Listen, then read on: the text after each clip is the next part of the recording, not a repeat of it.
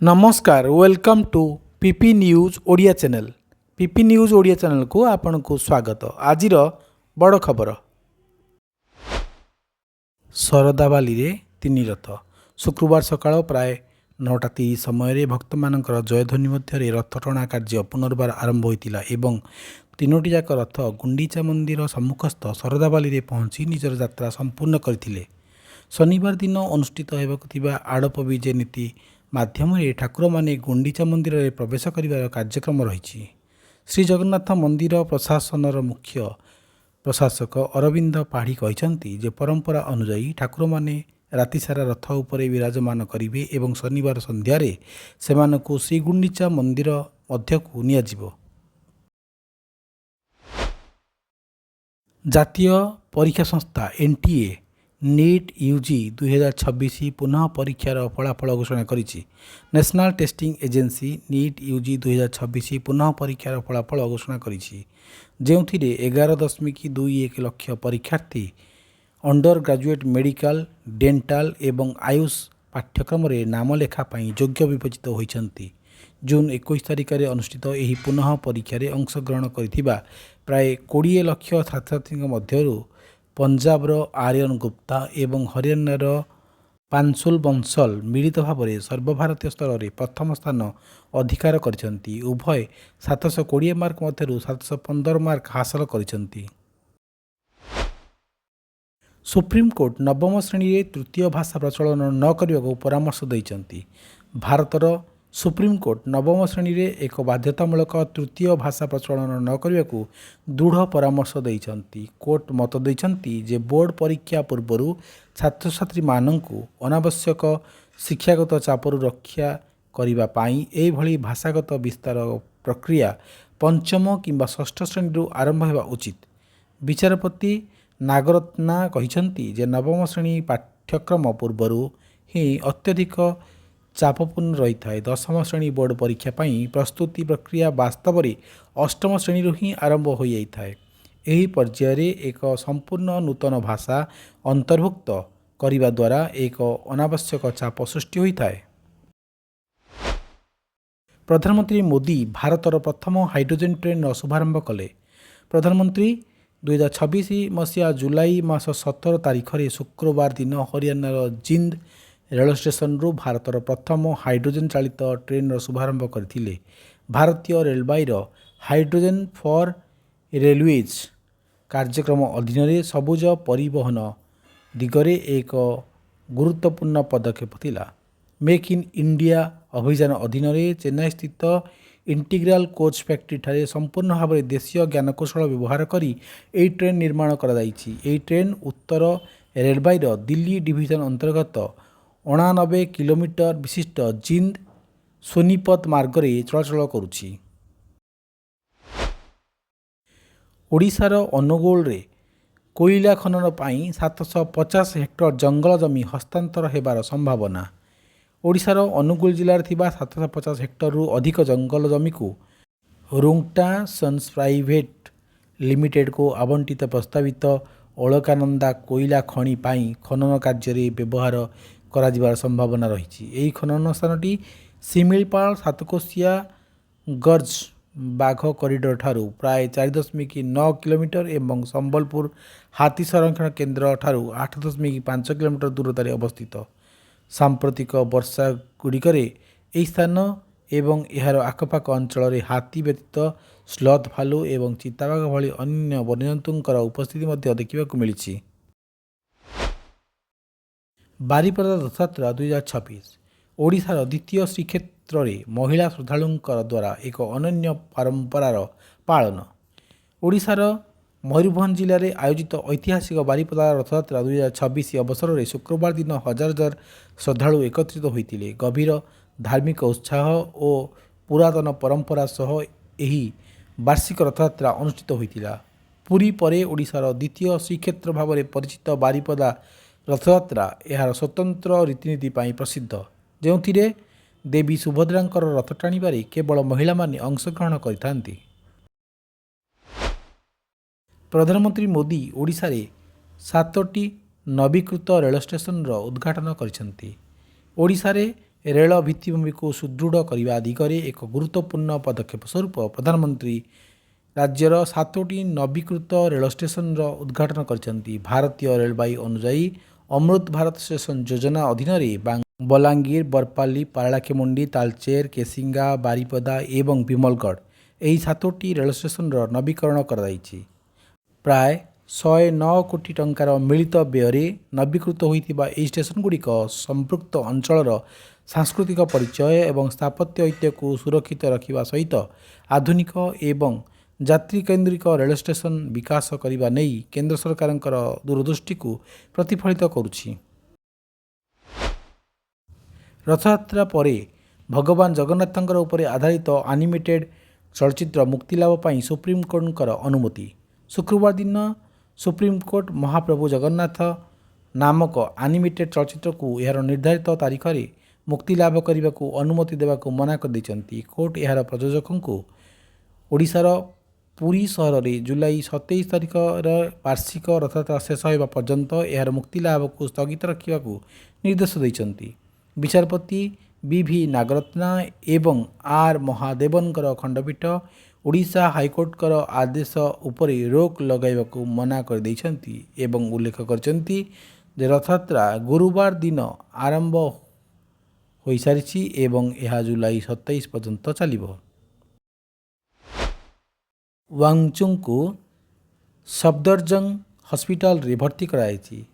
ସମାଜସେବୀ ତଥା ଶିକ୍ଷାବିତ୍ ସୋନମ ୱାଙ୍ଗଚୁଙ୍କର ଅନିର୍ଦ୍ଦିଷ୍ଟକାଳୀନ ଅନଶନର 21ତମ ଦିନରେ ଆଜି ଭୋରୁ ଦିଲ୍ଲୀ ପୋଲିସ ତାଙ୍କୁ ଯନ୍ତର ମନ୍ତର ସ୍ଥିତ ବିକ୍ଷୋଭ ସ୍ଥଳରୁ ଜବରଦସ୍ତ ହଟାଇ ସଫଦରଜଙ୍ଗ ହସ୍ପିଟାଲକୁ ସ୍ଥାନାନ୍ତର କରିଛି। ତାଙ୍କର ସ୍ୱାସ୍ଥ୍ୟାବସ୍ଥା ଖରାପ ହେଉଥିବାରୁ ବିଶେଷଜ୍ଞ ଡାକ୍ତରଙ୍କର ପରାମର୍ଶ ଏବଂ ତାଙ୍କର ଜୀବନ ସୁରକ୍ଷା ପାଇଁ ଦୈନିକ ସ୍ୱାସ୍ଥ୍ୟ ଯାଞ୍ଚ ଏବଂ ଆବଶ୍ୟକ ଚିକିତ୍ସା ସୁନିଶ୍ଚିତ ନେଇ ଦିଲ୍ଲୀ ହାଇକୋର୍ଟଙ୍କର ନିର୍ଦ୍ଦେଶ ପାଳନ କ୍ରମେ ପୋଲିସ ଏହି ପଦକ୍ଷେପ ଗ୍ରହଣ କରିଛି। ପ୍ରଧାନମନ୍ତ୍ରୀ ଭର୍ଚୁଆଲ ମାଧ୍ୟମରେ ଦେଶବ୍ୟାପୀ 75ଟି ନବୀକରଣ କରାଯାଇଥିବା ରେଳ ଷ୍ଟେସନର ଉଦ୍ଘାଟନ କଲେ। ପ୍ରଧାନମନ୍ତ୍ରୀ ନରେନ୍ଦ୍ର ମୋଦି 17 ଜୁଲାଇରେ ଅମୃତ ଭାରତ ଷ୍ଟେସନ ଯୋଜନା ଅଧୀନରେ 20ଟି ରାଜ୍ୟରେ 75ଟି ନବୀକୃତ ରେଳ ଷ୍ଟେସନର ଭର୍ଚୁଆଲ ମାଧ୍ୟମରେ ଉଦ୍ଘାଟନ କରିଥିଲେ। ପଞ୍ଜାବର ଜଳନ୍ଧର କ୍ୟାଣ୍ଟନମେଣ୍ଟରୁ ପରିଚାଳିତ ଏହି ବୃହତ୍ ଭିତ୍ତିଭୂମି କାର୍ଯ୍ୟକ୍ରମ ମାଧ୍ୟମରେ ଆଞ୍ଚଳିକ ପରିବହନ କେନ୍ଦ୍ରଗୁଡ଼ିକୁ ବିଶ୍ୱସ୍ତରୀୟ ଯାତ୍ରା କେନ୍ଦ୍ରରେ ରୂପାନ୍ତରିତ କରିବା ପାଇଁ 1570 କୋଟି ଟଙ୍କାର ବିପୁଳ ନିବେଶ ପ୍ରଦର୍ଶିତ କରାଯାଇଥିଲା। ଏହି କାର୍ଯ୍ୟକ୍ରମ ସହିତ ସମାନ୍ତରାଳ ଭାବରେ ହରିୟାଣାର ଜିନ୍ଦଠାରୁ ଭାରତର ପ୍ରଥମ ହାଇଡ୍ରୋଜେନ ଚାଳିତ ଟ୍ରେନ୍ ସେବାର ଶୁଭାରମ୍ଭ କରାଯାଇଥିଲା। ଭାରତର ପ୍ରଥମ ଘରୋଇ ଭାବେ ବିକଶିତ କକ୍ଷପଥଗାମୀ ରକେଟ୍ ବିକ୍ରମ-1 ଉତକ୍ଷେପଣ। ହାଇଦ୍ରାବାଦ ସ୍ଥିତ ସ୍କାଇରୁଟ୍ ଏରୋସ୍ପେସ୍ ଦ୍ୱାରା ନିର୍ମିତ ଭାରତର ପ୍ରଥମ ଘରୋଇ ଅର୍ବିଟାଲ କ୍ଲାସ ରକେଟ୍ ବିକ୍ରମ-1 18 ଜୁଲାଇରେ ଏହାର ଐତିହାସିକ ପ୍ରଥମ କକ୍ଷପଥଗାମୀ ଉତକ୍ଷେପଣ ସଫଳତାର ସହ ସମ୍ପନ୍ନ କରିଛି। ମିଶନ ଆଗମନ ଭାବରେ ଆନୁଷ୍ଠାନିକ ଭାବରେ ନାମିତ ଏହି ଗୁରୁତ୍ୱପୂର୍ଣ୍ଣ ପରୀକ୍ଷାମୂଳକ ଉଡ଼ାଣ ଶ୍ରୀହରିକୋଟାସ୍ଥିତ ସତୀଶ ଧାୱନ ମହାକାଶ କେନ୍ଦ୍ରରୁ ଅପରାହ୍ନ 12:05 ସମୟରେ ଉତକ୍ଷେପିତ ହୋଇଥିଲା। 16 ମିନିଟ୍ ବିଶିଷ୍ଟ ଏହି ମିଶନ ସହିତ ଆମେରିକା ଏବଂ ଚୀନ ପରେ ଭାରତ ବିଶ୍ୱର ତୃତୀୟ ଦେଶ ଭାବରେ ଘରୋଇ ସ୍ତରରେ କକ୍ଷପଥକୁ ରକେଟ୍ ଉତକ୍ଷେପଣ କରିବାର କ୍ଷମତା ହାସଲ କରିଛି। ଅଯୋଧ୍ୟାର ରାମ ମନ୍ଦିରରେ ଦାନ ଅର୍ଥ ଚୋରି ଘଟଣାର ତଦନ୍ତ ପରିସର ବ୍ୟାପକ କରାଯାଇଛି। ଅଯୋଧ୍ୟାର ରାମ ମନ୍ଦିରର ଦାନ ଅର୍ଥ ଚୋରି ମାମଲାରେ ସ୍ୱତନ୍ତ୍ର ତଦନ୍ତକାରୀ ଦଳ ଏସ୍ଆଇଟି ନିଜର ତଦନ୍ତ ପରିସରକୁ ବୃଦ୍ଧି କରିଛି ଏବଂ ଅତିରିକ୍ତ 30 ଜଣ ନଗଦ ଟଙ୍କା ଗଣନାକାରୀ କର୍ମଚାରୀଙ୍କର ଆର୍ଥିକ ଏବଂ ପୃଷ୍ଠଭୂମି ସମ୍ବନ୍ଧୀୟ ବିଷୟ ଉପରେ କଠୋର ଯାଞ୍ଚ ଆରମ୍ଭ କରିଛି। ପୂର୍ବରୁ ସିସିଟିଭି ଫୁଟେଜରେ ନିଜର ପୋଷାକ, ପକେଟ୍, ଜୋତା ଭିତରେ ନଗଦ ଟଙ୍କା ଲୁଚାଇଥିବା ଅବସ୍ଥାରେ ଧରାପଡ଼ିଥିବା 8 ଜଣ ବ୍ୟକ୍ତିଙ୍କର ଗିରଫଦାରୀ ପରେ ତଦନ୍ତର ଏହି ସମ୍ପ୍ରସାରଣ କରାଯାଇଛି। ମୁର୍ଶିଦାବାଦ ଟ୍ରେନ୍ ଦୁର୍ଘଟଣା ମୃତ୍ୟୁ ସଂଖ୍ୟା 5କୁ ବୃଦ୍ଧି। ଶୁକ୍ରବାର ସକାଳେ ପଶ୍ଚିମବଙ୍ଗର ମୁର୍ଶିଦାବାଦ ଜିଲ୍ଲାର ବରହମପୁରସ୍ଥିତ କର୍ଣ୍ଣ ସୁବର୍ଣ୍ଣ ରେଳବାଇ କ୍ରସିଂରେ ଏକ ଟ୍ରେନ୍ ସହ ସ୍କୁଲ ଭ୍ୟାନ୍ର ଧକ୍କା ହେବା ଫଳରେ ଏକ ଦୁଃଖଦ ଘଟଣା ଘଟିଛି। ଏଥିରେ 5 ଜଣ ଛାତ୍ରଛାତ୍ରୀଙ୍କର ମୃତ୍ୟୁ ଘଟିଥିବା ବେଳେ ଅନେକ ଆହତ ହୋଇଛନ୍ତି।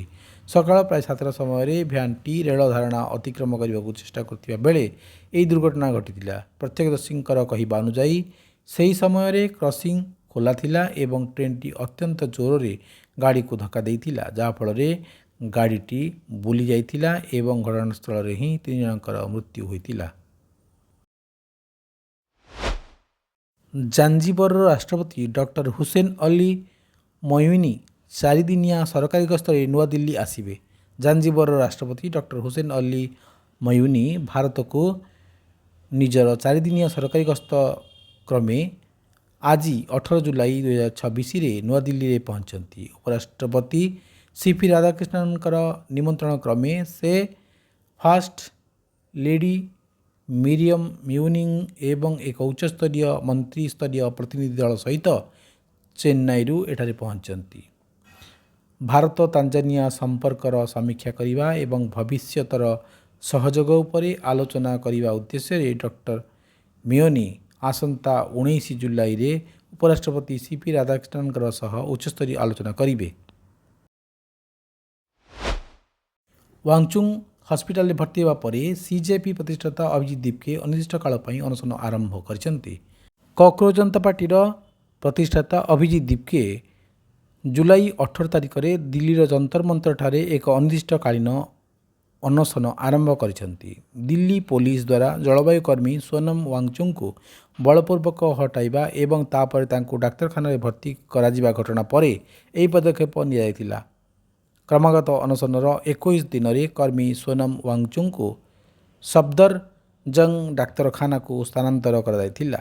କର୍ତ୍ତୃପକ୍ଷ ଏଥିପାଇଁ ସ୍ୱାସ୍ଥ୍ୟାବସ୍ଥାର ଅବନତି, ବିଶେଷଜ୍ଞ ଡାକ୍ତରଙ୍କର ମତାମତ ଏବଂ ଦିଲ୍ଲୀ ହାଇକୋର୍ଟଙ୍କର ନିର୍ଦ୍ଦେଶ ପାଳନକୁ କାରଣ ଭାବରେ ଦର୍ଶାଇଥିଲେ। ଆମେରିକା ଇରାନ ସାମରିକ ସଂଘର୍ଷ ସପ୍ତମ ରାତି ପାଇଁ ତୀବ୍ରତର ହୋଇଛି।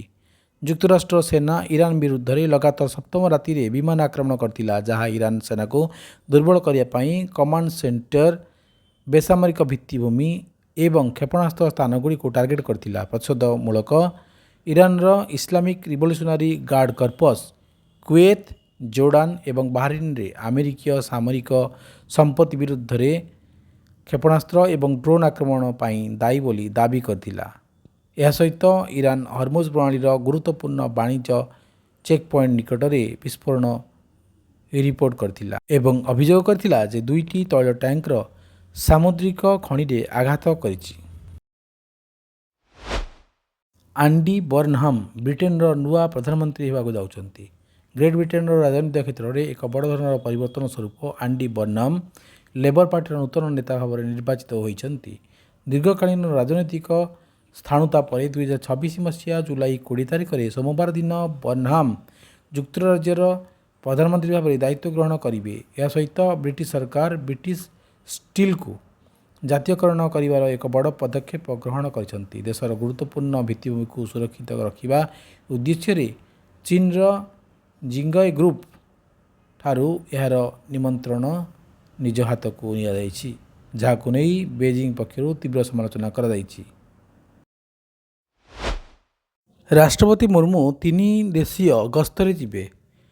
ରାଷ୍ଟ୍ରପତି ଦ୍ରୌପଦୀ ମୁର୍ମୁ ଚଳିତ ମାସ 19ରୁ 25 ପର୍ଯ୍ୟନ୍ତ ମୋଲ୍ଡୋଭା, ଉତ୍ତର ମେସିଡୋନିଆ ଏବଂ ରୋମାନିଆ ଗସ୍ତ କରିବେ। ନୂଆଦିଲ୍ଲୀରେ ଗଣମାଧ୍ୟମକୁ ସୂଚନା ଦେଇ ବୈଦେଶିକ ବ୍ୟାପାର ମନ୍ତ୍ରଣାଳୟ ସଚିବ ସିବି ଜର୍ଜ କହିଛନ୍ତି ଯେ ମୋଲ୍ଡୋଭା, ଉତ୍ତର ମେସିଡୋନିଆ ଏବଂ ରୋମାନିଆର ରାଷ୍ଟ୍ରପତିଙ୍କର ନିମନ୍ତ୍ରଣ କ୍ରମେ ଏହି ଗସ୍ତ କାର୍ଯ୍ୟକ୍ରମ ଆୟୋଜନ କରାଯାଉଛି। ସେ କହିଛନ୍ତି ଯେ ଏହି ଗସ୍ତ ଅତ୍ୟନ୍ତ ଐତିହାସିକ ଗୁରୁତ୍ୱ ବହନ କରେ, କାରଣ ଏହା ଭାରତୀୟ ରାଷ୍ଟ୍ରପତିଙ୍କ ଦ୍ୱାରା ମୋଲ୍ଡୋଭା ଏବଂ ଉତ୍ତର ମେସିଡୋନିଆକୁ ହେବାକୁ ଥିବା ପ୍ରଥମ ଦ୍ୱିପାକ୍ଷିକ ଗସ୍ତ ହେବ।